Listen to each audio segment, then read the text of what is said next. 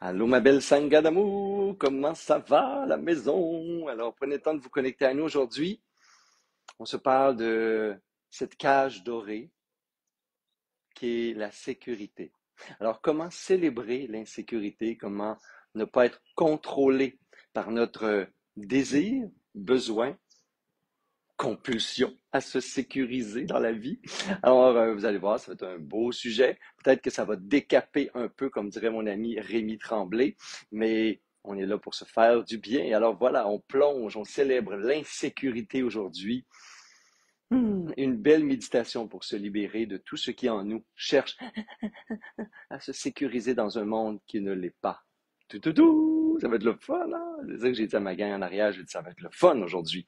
Et quand je dis ça, ça veut dire peut-être peut-être ça va brasser. On veut brasser la cage, parce que le thème, c'est sortir de sa cage. Alors voilà. Fait que, coucou ma belle Martine Pormello, allô ma belle Madeleine Guimont, coucou Julie, comment ça va ma belle Julie d'amour? Fiona qui s'en vient, ma petite Fiona d'amour, tu t'en viens bientôt, on va te chercher là bientôt, bientôt, tout est prêt pour toi. On a mis du soleil dans le ciel, on a mis une plage en avant, on a la mer. Alors si vous voulez faire comme Fiona, vous pouvez visiter le site patchagra.com. Je dirais que je l'avais préparé, ma plug. C'était pas, c'est juste venu spontanément. Mais comme d'habitude, là, mes beaux amours, je vous mets les liens. On commence à avoir des retraites. Je pense que la retraite de mai pour couple, elle est complète déjà.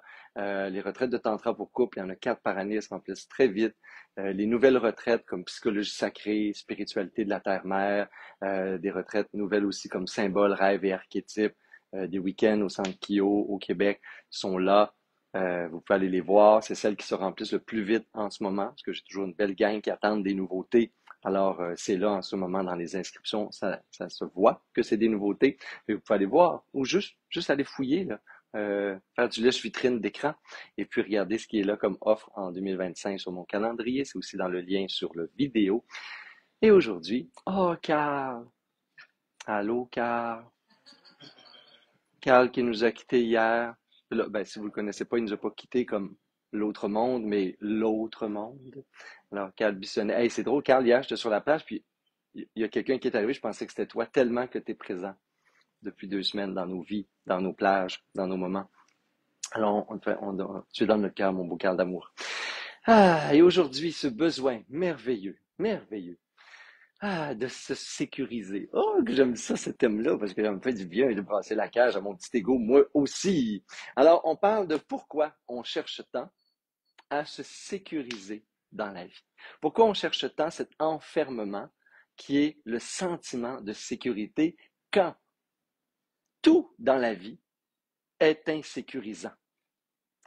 Si on regarde du point de vue bouddhiste de l'existence, puis je dirais si on regarde l'existence, là, on se rend compte que on est dans une espèce d'obsession folle en ce moment dans notre société pour sécuriser. D'un, on sécurise les autres en se sécurisant soi-même, et là, on crée comme des doux mensonges, une illusion, un peu de poudre aux yeux, des conventions qui sont pleines de non-dits, parce que si on dit trop les choses, on va bien se rendre compte que c'est absurde.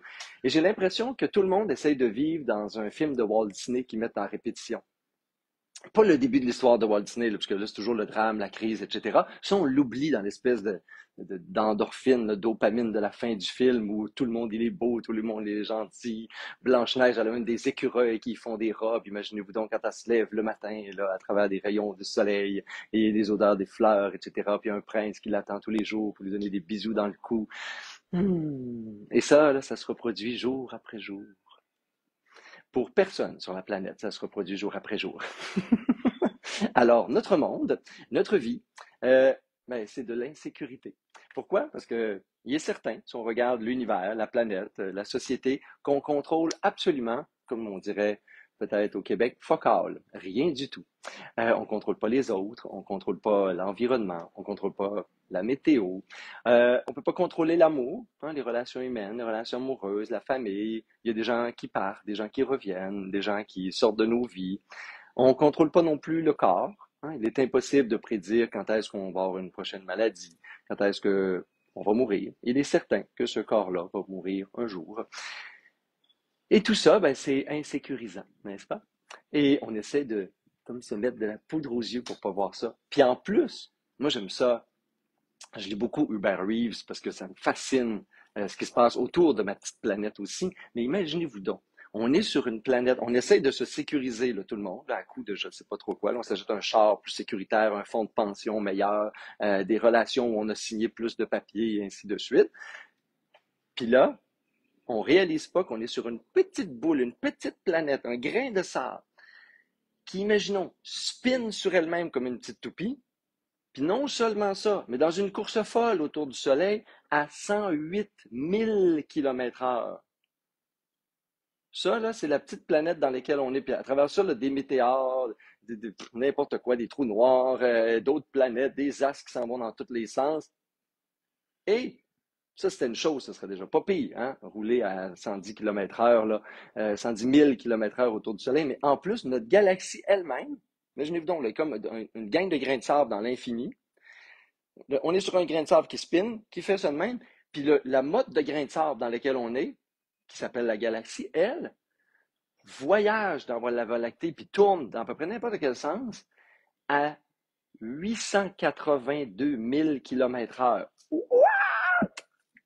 Puis nous autres, on est là-dessus comme une espèce de petit verre luisant, là. Ben, luisant, parce que nous autres, on transpire beaucoup, là, mais tu sais, un petit verre, là, feutré, puisque vous autres, vous mettez de la feutrine pour vous protéger du froid, mais c'est comme une petite affaire qui s'en va de même, puis qui court de même, puis qu'on contrôle absolument rien, puis on est sûr un jour que, bon, elle va exploser, le soleil va s'éteindre, on va crever, on va devenir du compost.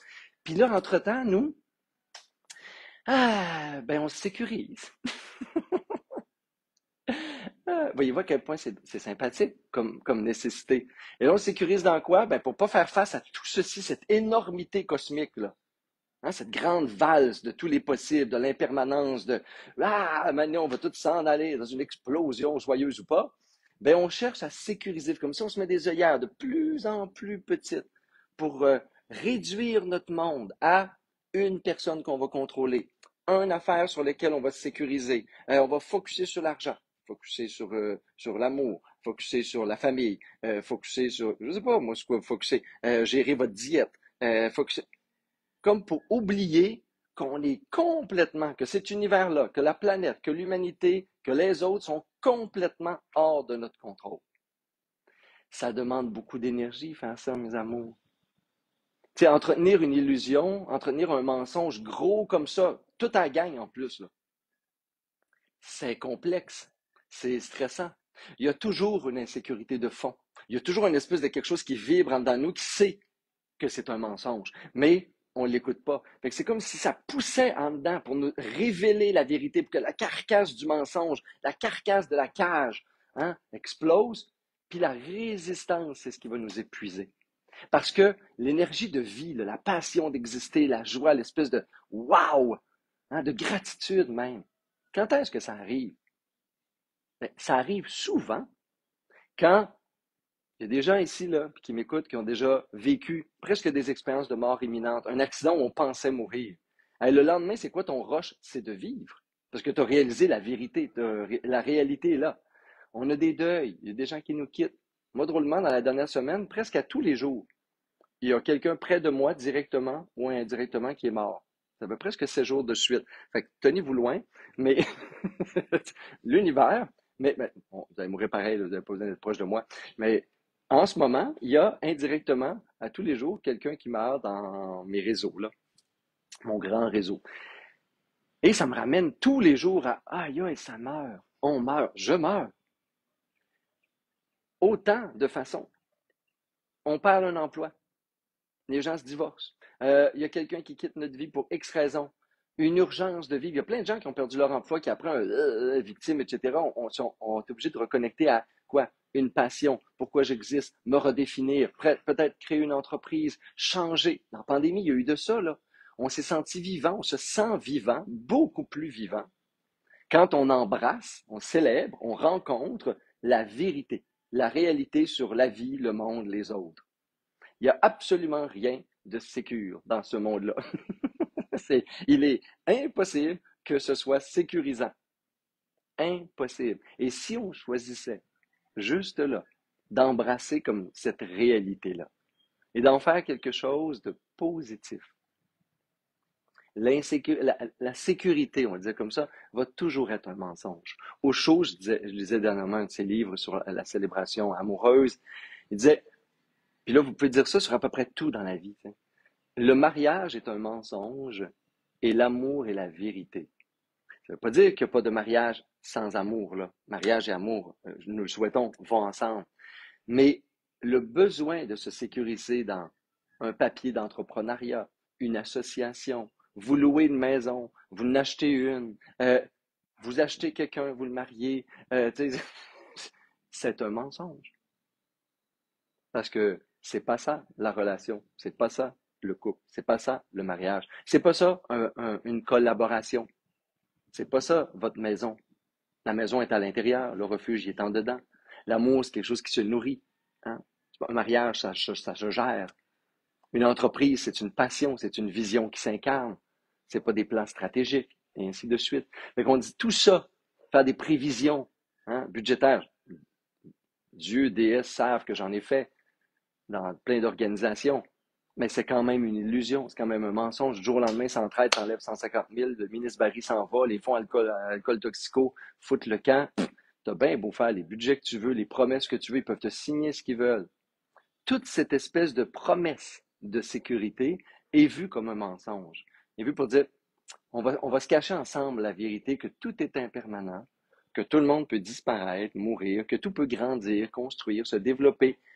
Et la seule vérité, c'est dans cette impermanence, dans ce bouillon cosmique de je ne sais pas, à la tolérance au je ne sais pas. Comment je peux honorer la vie? Comment je peux honorer ce qui est là? Comment je peux honorer l'amour? Fait qu'on ne dit pas que tout ça, c'est de la foutaise. Ça part souvent d'un sentiment véritable, d'une vision véritable, d'une connexion du moment présent. Mais c'est impermanent. Ça ne sera jamais là pour toujours.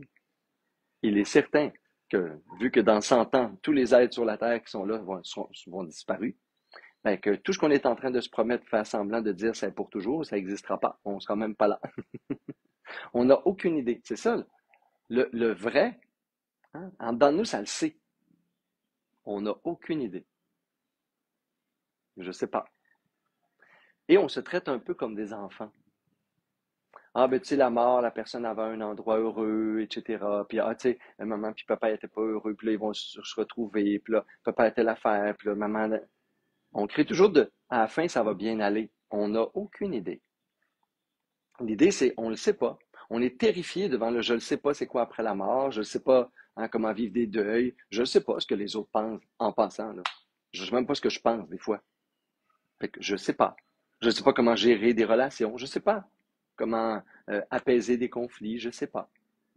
Et si ensemble, on partait de ça, au lieu de penser dans une espèce d'ego spirituel que je sais, puis au lieu de se faire des mensonges sur ce qui est sécurisant, si je décidais de vivre au lieu de m'éteindre, on va dire la sécurité, c'est la cage qui va tuer, qui va enfermer l'élan de vie, qui nous coupe de la vérité. Puis vivre en dehors de la vérité, c'est quoi? Ben, c'est vivre un mensonge. Et donc, c'est pas vivre. Et en dedans, ça le sait. Plus on s'enferme, plus on se sécurise, moins on va vivre. Plus on honore, on célèbre, on rencontre les yeux grands ouverts, le cœur et la conscience grand ouverts. La vie, pour ce qu'elle est, ben, plus on fait un avec l'existence, right? Plus on va célébrer ce qui est là. Plus je vais être dans la gratitude de ça change constamment, mais merci pour cette journée, merci pour ça, merci pour telle affaire. Plus je suis petit en dedans, plus je suis insécure, plus je vais vivre dans un mensonge. Parce que pour pas faire une crise panique le soir, pour pas rencontrer les peurs enfouies en dessous de mon insécurité, je vais créer une illusion, puis je vais m'attacher dans ce monde-là illusoire, puis je vais même mettre du monde aussi dans une cage. Puis je vais dire, hey, on est-tu bien sécure ensemble? C'est comme si on était, je sais pas, moi j'ai vécu dans le bois souvent, dans ma famille, ma mère au Lac-Saint-Jean, fait encore des semaines dans le bois. C'est comme si on vivait dans le bois, en plein milieu d'un bois. Là. Pas d'électricité, pas d'eau, pas d'Internet. Il y a une époque où il n'y en avait pas de façon. Pas de téléphone. Faut que tu pognes le skidoo ou le trois roues pour t'en aller à quelque part où il y a une espèce de téléphone satellite. On vit dans le bois. Puis on est là, dans une petite cabane de bois, de pas grand-chose, avec des espèces de... entre l'écorce puis des bouts de planches, là, avec absolument rien pour nous protéger, en plein milieu des ours. Chez nous, on dit des ours. Je le sais, ça se dit pas, mais c'est ça qu'on dit au Lac-Saint-Jean, fait que c'est des ours. Alors, on vit en plein milieu des ours, en plein milieu d'un orage électrique, en plein milieu de n'importe quoi. Puis là, on est là le soir, puis on se dit, hey, on est-tu sécure ici? Mais on n'y a absolument rien de sécure. C'est l'opposé. Mais c'est merveilleux comme ça. C'est ça. Ça a toujours été ça. Je ne suis pas plus sécure dans un Boeing 747, je ne suis pas plus sécure sur une autoroute dans un char. L'idée, c'est que c'est un peu grisant, un peu euphorisant, un peu perturbant de vivre dans la réalité. Mais c'est la seule façon de vivre. Si je veux honorer l'expérience humaine, puisque je m'adresse à des gens là, qui sont dans des quêtes spirituelles, ben, si vous êtes vraiment dans une quête spirituelle, vous voulez vivre dans le monde, vous voulez éveiller votre conscience au monde, on veut sortir de mensonges, on veut sortir de l'illusion. Donc, compulsivement, ce besoin-là de se sécuriser qui entraîne que des mensonges et donc que des déceptions et donc que des frustrations. Ben, ensemble, on peut dire on va ouvrir le voile vers la réalité, petit peu par petit peu. Là. Et c'est ça notre méditation aujourd'hui. C'est ouvrir le voile sur ce qui me fait tellement peur quand j'ouvre la fenêtre de mon esprit vers un ciel infini où tout est possible, rien n'est permanent, tout bouge, il n'y a aucun contrôle possible, le monde. Et qui je suis quand je regarde le monde pour ce qu'il est. Et en moi, qu'est-ce qui veut être sécurisé? Et à quel point, comment ma quête de sécurité me contrôle, me rend petit, m'enferme et éteint à ma force de vie. C'est pas une méditation facile, me direz-vous, mais on a le choix, hein, la pilule bleue ou la pilule rouge, la lucidité ou le mensonge et l'illusion. Vous pouvez prendre une pilule de couleur, là, passer d'un à l'autre dans votre esprit, dans la méditation, mais c'est quand même mon invitation du moment.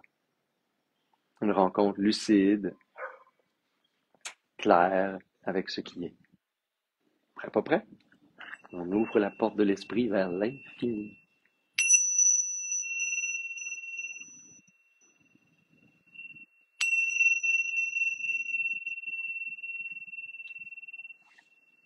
Prenez quelques belles respirations profondes.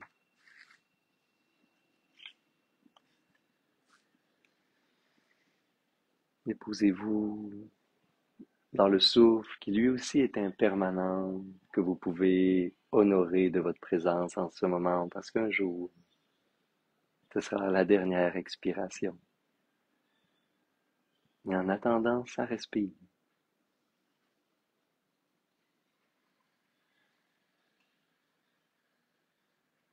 Et j'honore le mystère de vie qui tient à un souffle, une inspiration. Et je lui accorde juste en ce moment toute mon attention.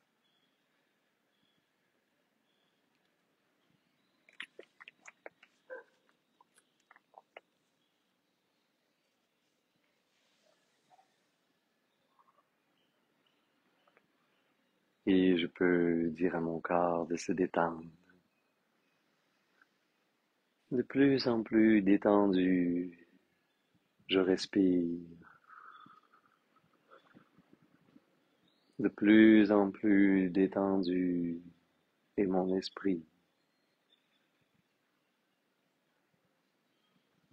De plus en plus détendus sont les muscles de mon visage, de la poitrine et du ventre. Et j'active cette qualité de vigilance, d'observateur, témoin du souffle pour un court instant. Tout le reste n'a plus aucune importance.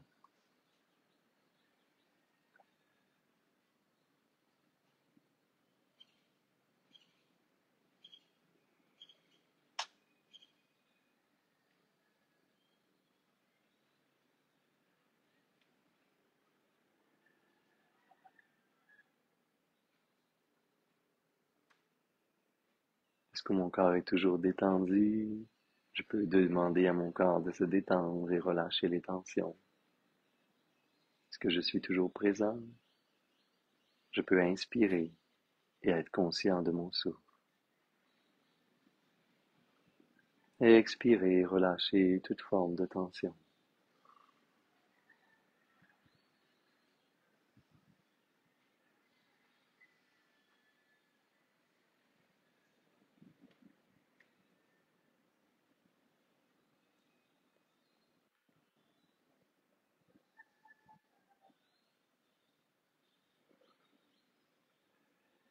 Et je médite sur mon besoin de sécurité, sur cette cage dorée, une illusion que je suis en sécurité. Quand il n'y a que de sécurité à l'intérieur, dans la paix, la plénitude du cœur, tout le reste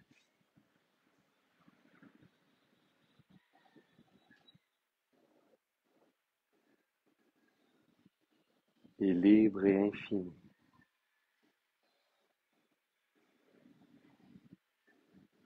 Et plus j'axe ma vie sur la sécurité, plus je m'enferme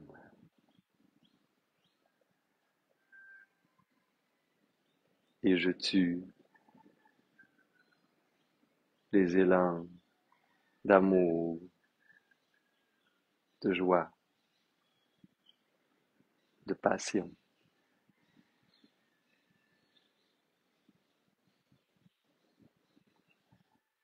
La sécurité est incompatible avec la liberté.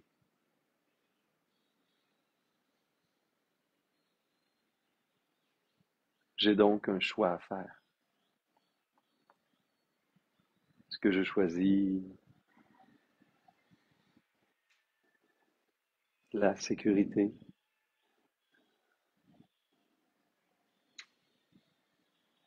même si celle-ci peut être mensongère, illusoire?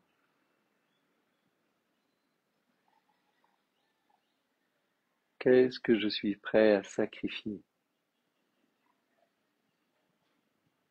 pour cette cage dorée, pour m'enfermer,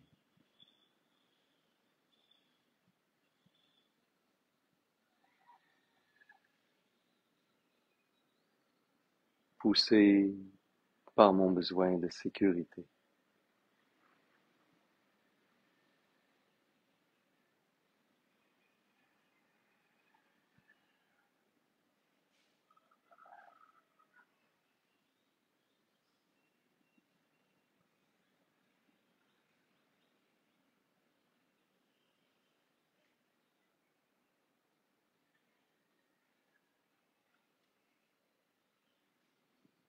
Comment je suis contrôlé par mon besoin de sécurité?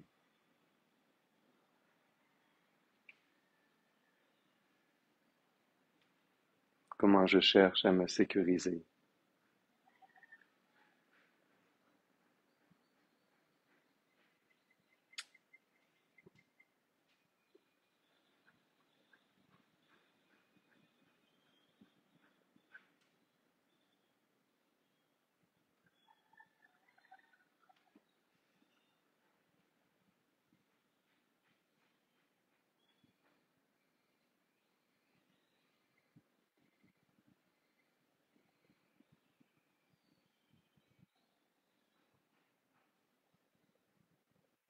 Dans mes relations avec les autres, avec mon corps, avec l'argent, peut-être même la matière, comme ma maison, mes possessions. À quoi ressemble ma cage dorée?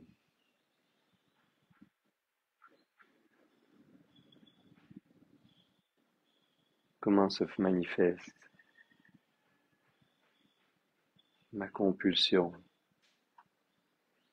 mon obsession à me sécuriser?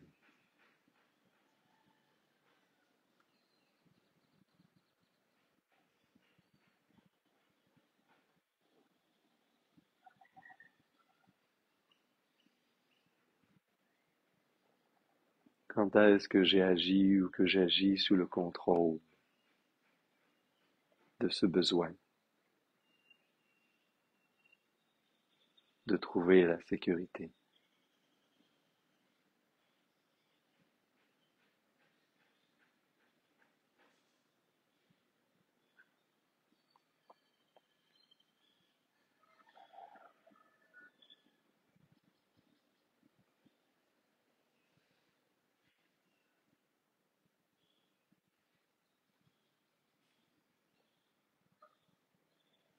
Et jusqu'où je me suis enfermé, déconnecté de la réalité,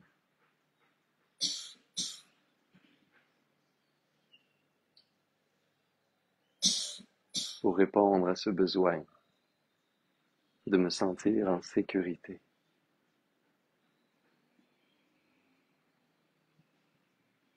Quand le monde entier est insécure, instable, impermanent, hors de contrôle,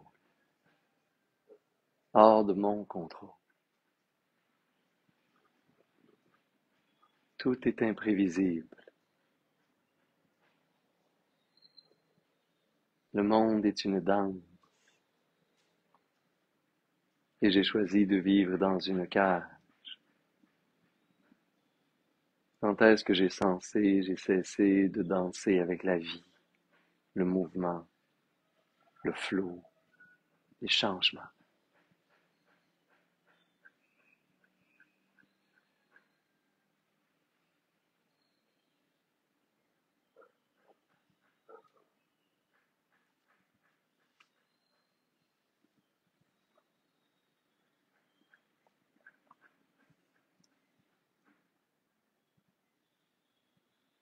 La sécurité est incompatible avec la liberté. L'un enferme, emprisonne, contrôle.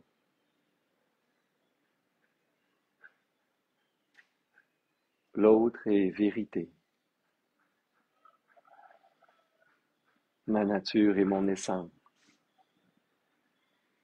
connectés avec ce qui est. Un ciel infini où tout est possible. Ne plus être en contrôle, c'est être libre. Ne plus chercher à contrôler, c'est être libre.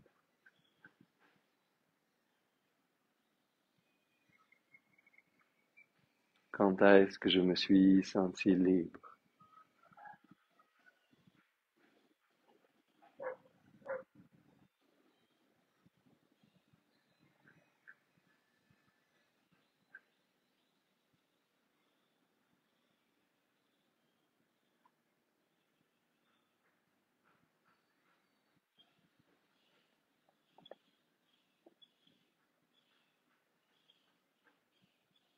Et je choisis de célébrer mon insécurité comme pour honorer la part de moi consciente, encore peut-être fragile face à ce qui est, mais consciente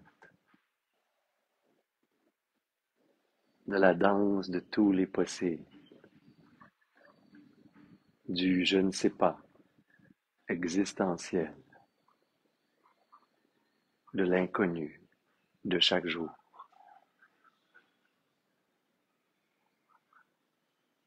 Et je choisis de célébrer chaque journée, chaque mystère, chaque inconnu pour ce qu'il est, libre et hors de tout contrôle.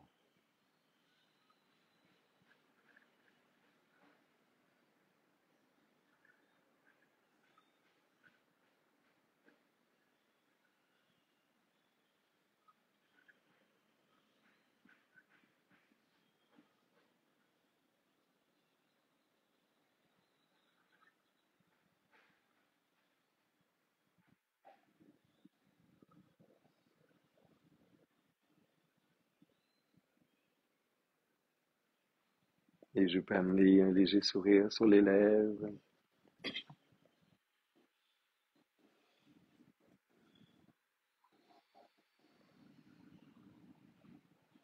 Et chaque jour, je suis dans ce choix entre cette petite pilule qui m'engourdit, qui me sécurise dans un mensonge, ou la médecine de la conscience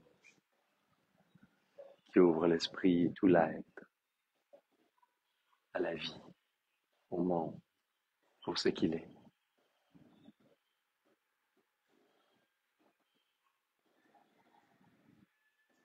Je peux respirer profondément. Hmm. Amener les mains en namasté, les frotter légèrement ensemble. Amener cette belle chaleur au cœur, inspirer par les narines pour expirer bouche.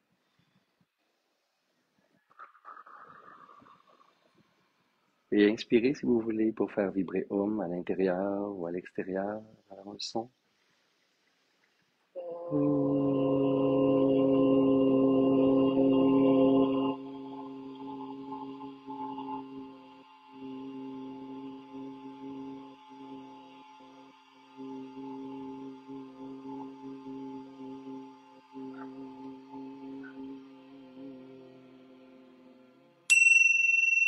Namasté, ma belle sangha d'amour.